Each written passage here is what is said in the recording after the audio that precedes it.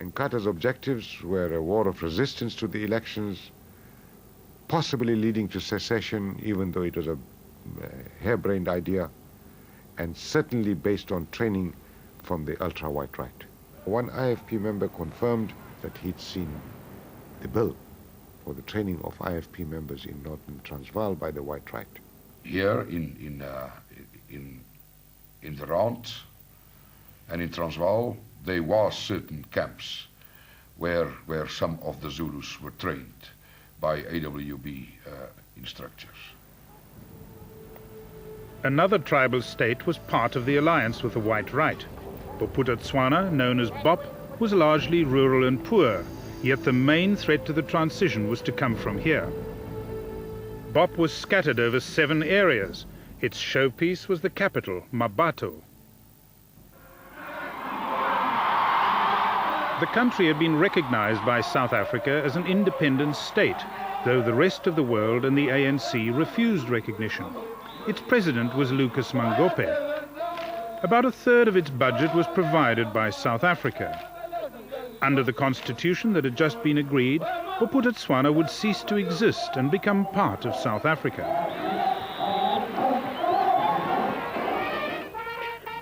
Its army of 5,000 men was led partly by officers from the South African forces. Mangope would give no pledge to abandon his country's sovereign status, nor would he allow electoral activity in Bop. President de Klerk came here, for instance, about 2, 3, 4 times, together with Mr.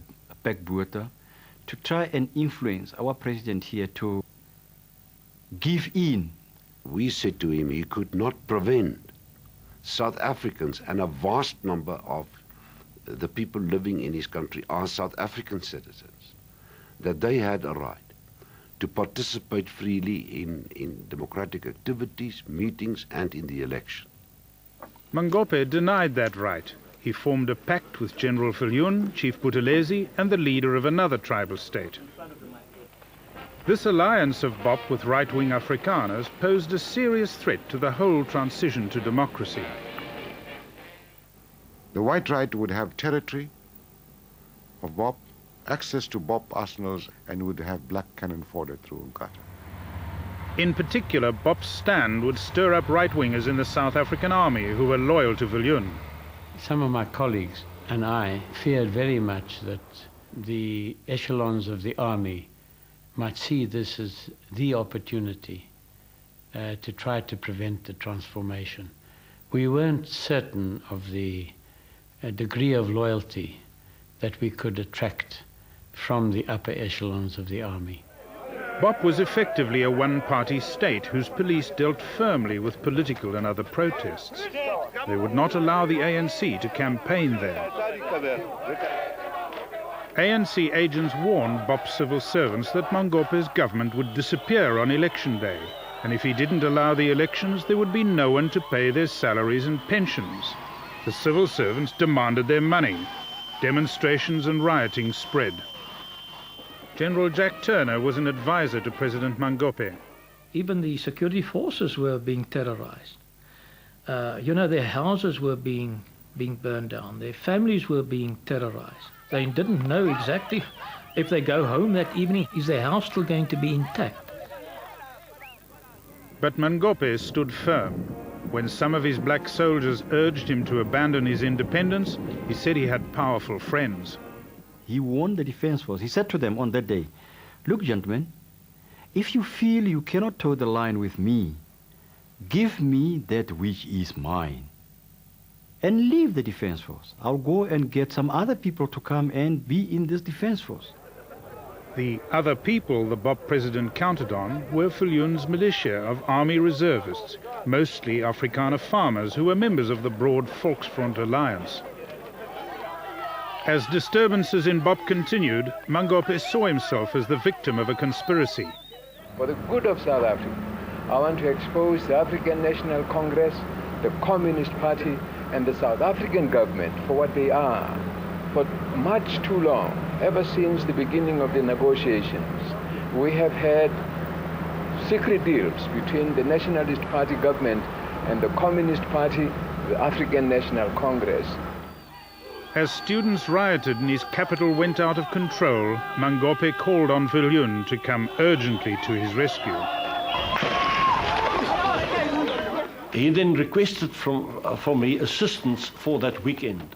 I then said to Mr. Mangope that I am prepared to move in farmers for this purpose.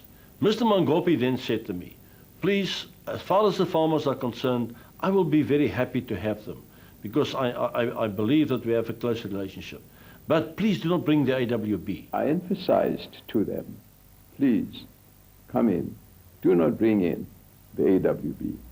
Terreblanche's men were regarded as rabid racists. The BOP regime added a warning.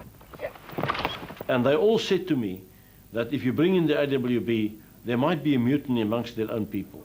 But Terreblanche now announced that he would help Mangope, so the whole white right was going in.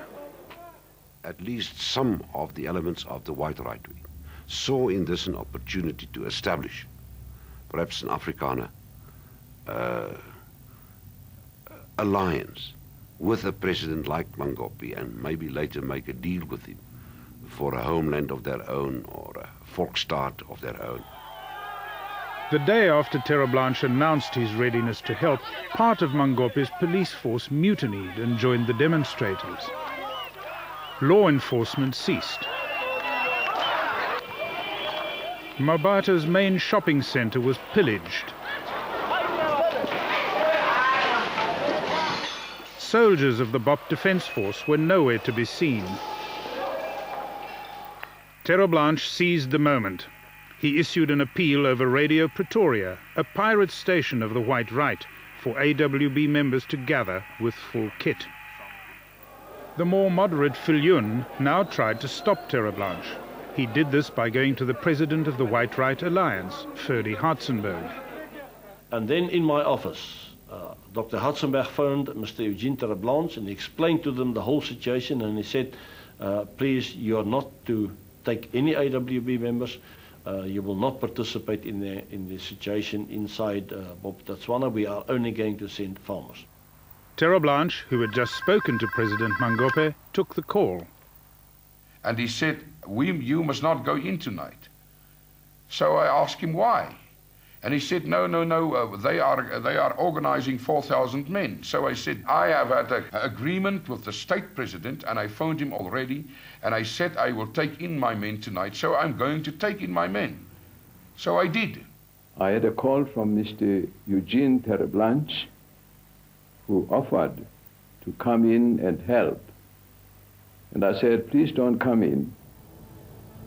But the AWB were going in anyway.